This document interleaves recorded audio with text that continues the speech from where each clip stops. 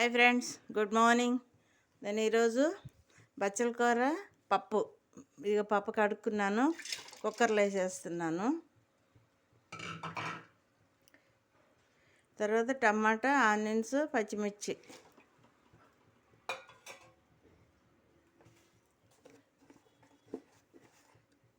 కారం,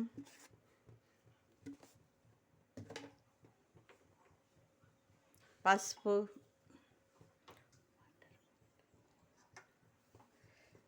ఇది కొంచెం ఆయిల్ వేసుకుందాం.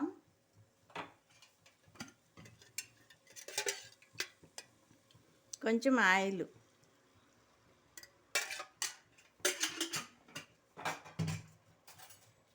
వీటిని బాగా ఆయిల్లో ఈ విధంగా కలిపేసుకుందాము.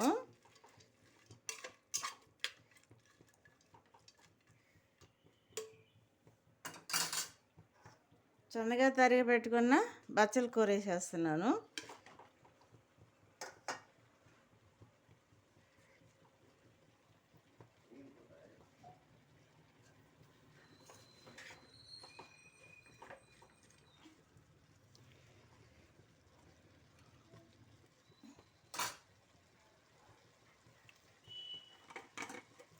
వాటర్ వేసుకుందాం.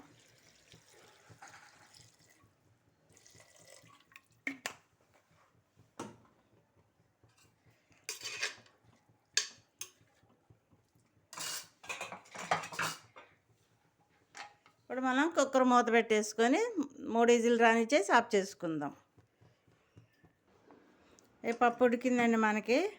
3 విజిల్ రానిచ్చాను. ఇదిగో కొంచెం సాల్ట్ వేస్తున్నా, ఉప్పు వేసాను.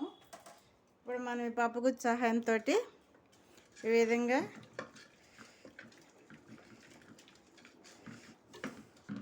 చాలా అంటే చాలా బాగుంటుందండి.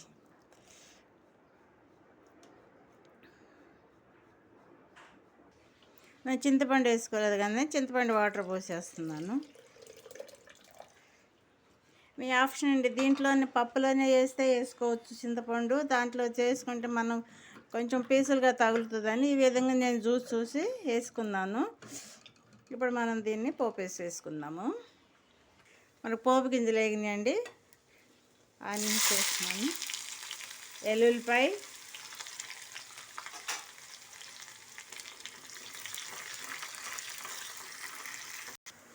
ఎండుమిరపకాయ, పోపు అంత వేగిందండి. ఇదిగో కొత్తిమీర, కరివేపాకు.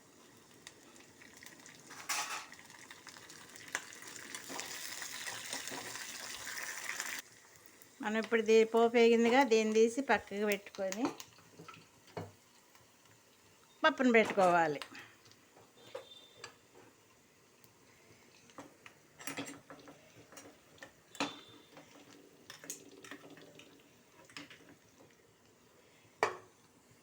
ఈ పోపు ఎత్తి దీంట్లో పోసేసుకుందాం.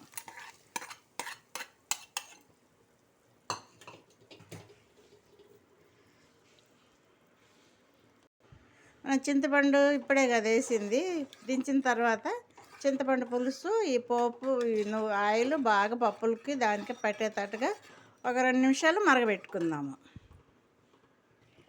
చూడండి, పప్పు మనకి ఈ విధంగా మరగాలి. మనం పోపు వేసిన తర్వాత చింతపండు అవి ఇవన్నీ కలిపేసేసి ఈ విధంగా మరిగితే మన పప్పు రెడీ అయినట్టు. ఈ విధంగా మరిగింది. నాకు ఈ విధంగా సరిపోతుంది. నాకు ఇప్పుడు నేను స్టవ్ ఇంకా ఆఫ్ చేసేసుకుంటున్నా.